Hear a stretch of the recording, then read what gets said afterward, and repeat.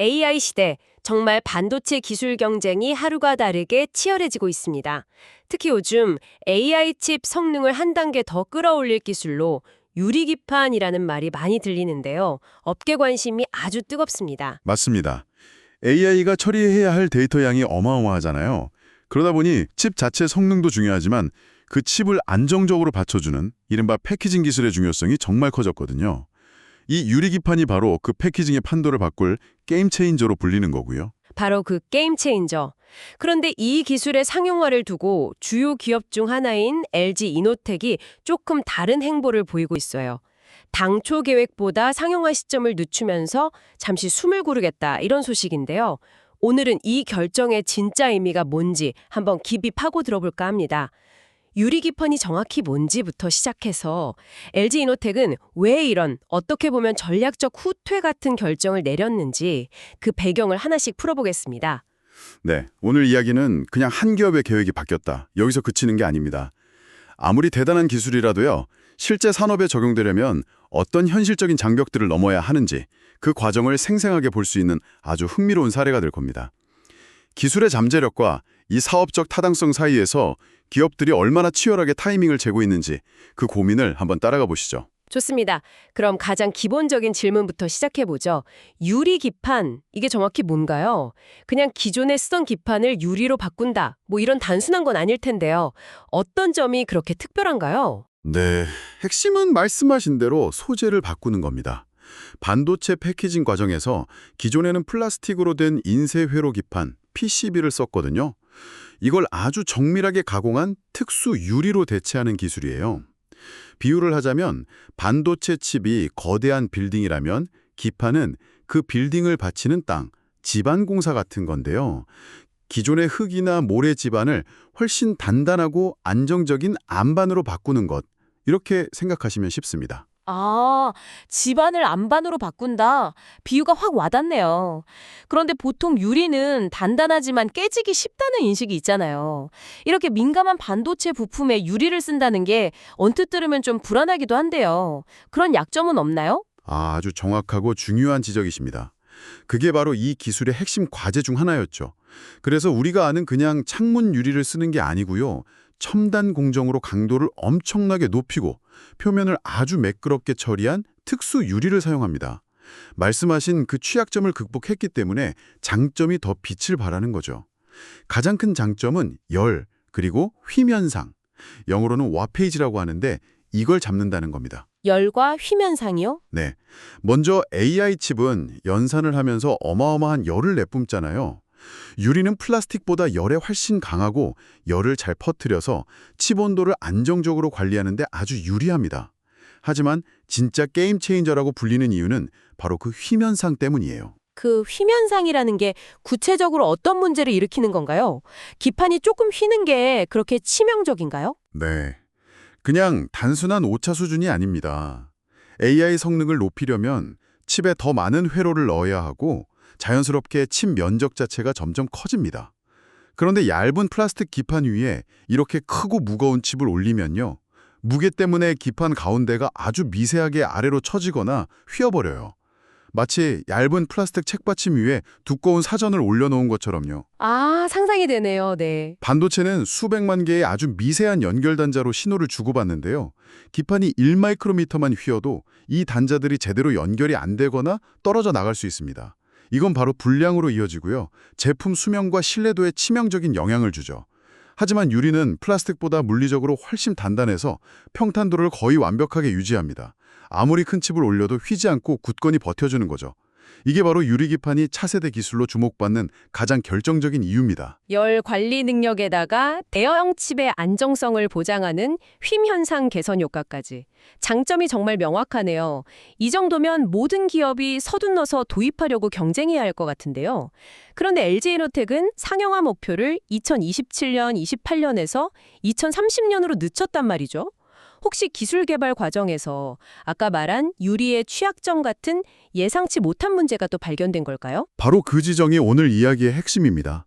놀랍게도 기술 자체의 문제는 아니라는 게 업계 분석이에요. 오히려 LG이노텍 문혁수 사장 발언을 보면 기술에 대한 자신감은 확고합니다. 제품 개발은 끝났다고 단언했거든요.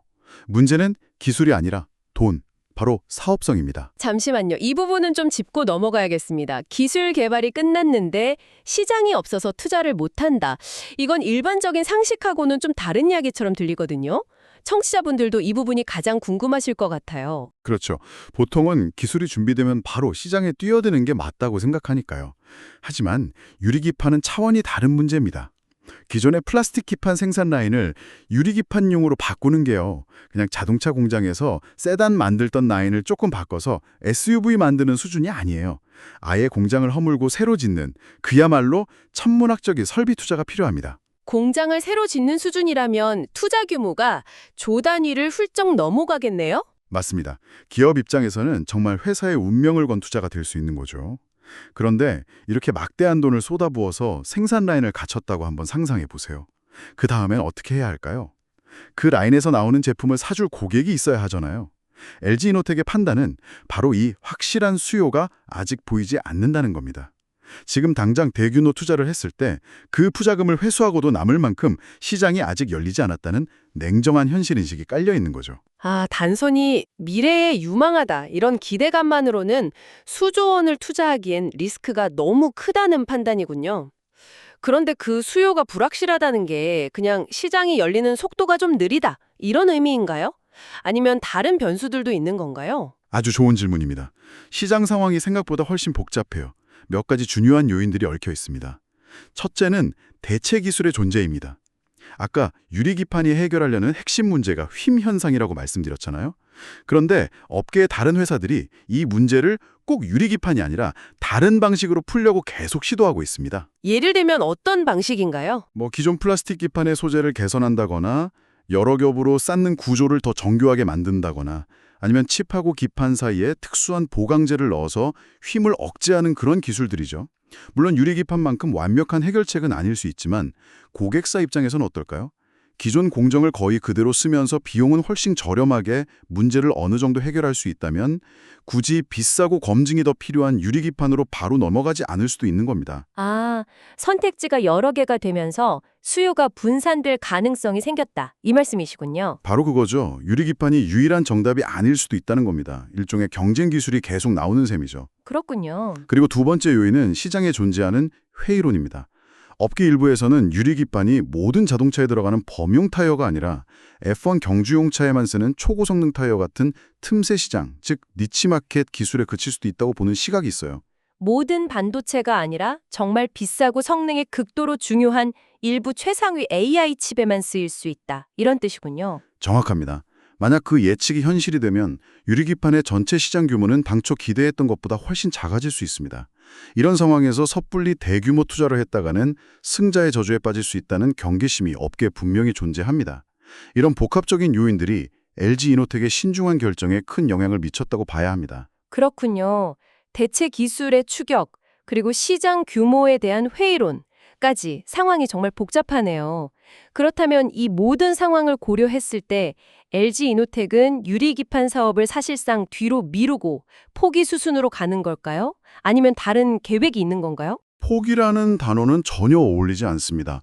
오히려 전략적 속도 조절을 통해서 더 확실한 승리를 준비하고 있다고 봐야 합니다. LG이노텍은 지금 아주 영리한 이중 전략을 쓰고 있어요.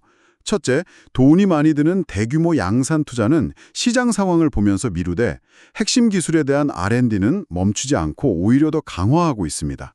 이미 국내 사업장에 시범 생산 라인까지 갖추고 기술력을 계속 쌓고 있죠. 제품 개발은 끝났다는 자신감의 근거입니다. 그러니까 겉으로 보이는 움직임은 멈췄지만 물밑에서는 칼을 더 날카롭게 갈고 있다 이런 거군요. 맞습니다. 그리고 두 번째 전략이 더 흥미로운데요. 바로 외부 역량 강화입니다. 최근에 유리 정밀 가공 분야에서 최고의 기술력을 가진 UTI라는 전문 업체와 연구개발 협력을 맺었어요. 이 움직임이 시사하는 바가 큽니다. 어떤 의미가 있는 거죠? 아까 진행자께서 지적하신 유리의 취약성, 즉 깨지기 쉬운 특성을 완벽하게 보완하려는 노력의 일환으로 볼 수 있습니다. UTI는 유리를 아주 얇고 정밀하게 자르거나 구멍을 뚫고 또 강도를 높이는 데 특화된 기술을 가졌거든요. 이들과의 협력을 통해서 기술적인 난제를 해결하고 완성도를 한 단계 더 끌어올리려는 겁니다.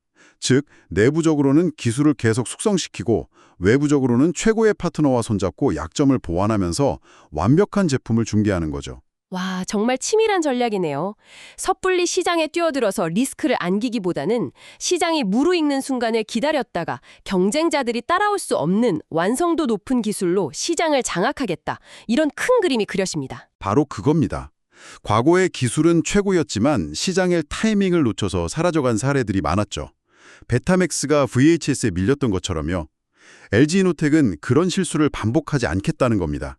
시장이 폭발하는 그 변곡점이 왔을 때 바로 대규모 투자를 해서 시장을 선점할 수 있도록 만반의 준비를 하는 단계다. 이렇게 해석할 수 있습니다. 그런데 LG이노텍이 이렇게 신중한 결정을 내릴 수 있는 자신감은 어디서 나오는 걸까요?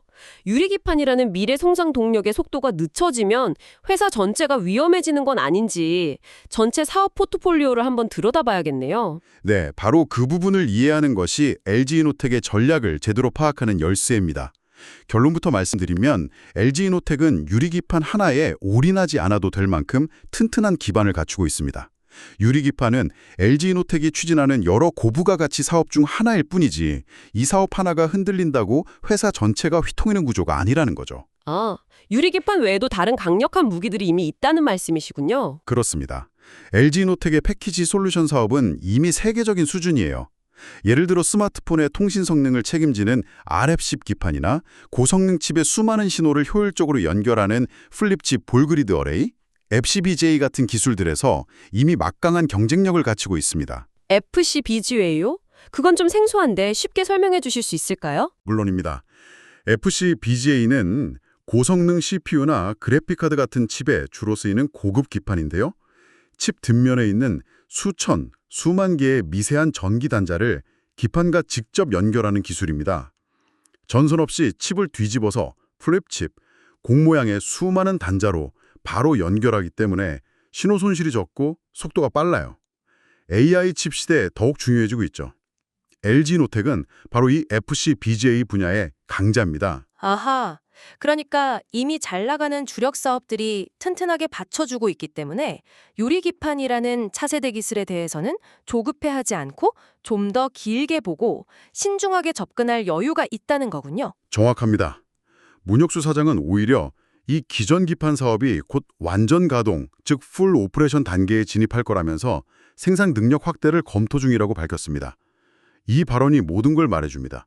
지금 당장 돈을 잘 버는 주력 사업에 더 집중하면서 힘을 비축하고 미래 기술인 유리기판은 시장 상황에 맞춰 가장 최적의 타이밍에 투입하겠다.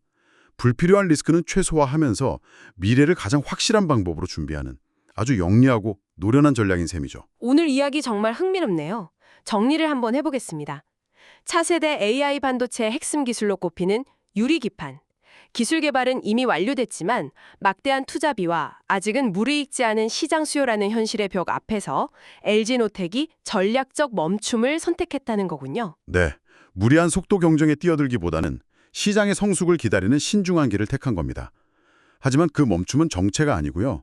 UTA와의 협력처럼 핵심 기술의 완성도를 극한까지 끌어올리고 기존 주력 사업의 내실을 다지면서 가장 확실한 기회를 엿보는 응축의 시간이라고 볼 수 있겠습니다. 최첨단 기술 혁신이 거대한 자본과 시장의 냉정한 요구를 만났을 때 얼마나 복잡하고 정교한 사업 전략으로 구체화되는지를 명확하게 보여주는 사례였습니다.